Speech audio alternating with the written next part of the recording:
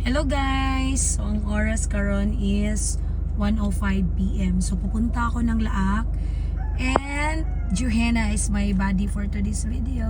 Hi. So yung gagawin ko ngayon guys, kukunin ko lang po yung sahod ko sa Facebook kasi from PayPal nilagay ko po sa BDO para makuha ko siya in cash para magamit ko siya para sa window ng aking bahay. So ngayon guys, samahan nyo kami guys, kukunin natin yung ating sahod.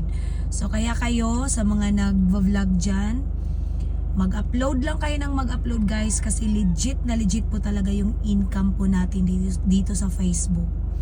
So upload lang kayo ng upload, basta kailangan po own video tayo, kailangan atin yung video, wag tayong mag-re-upload or mag-reuse ng anything para hindi po tayo mapalo ni Mita. So ako personally, hindi ako talaga nag-a-upload ng hindi akin. And then avoid po natin yung mga music kasi grabe yung mga music, kahit gaano pa kalaki yung views natin, walang income. Sometimes may kakuranggot, sometimes wala talaga kasi kiniklaim ho ng may-ari ng music.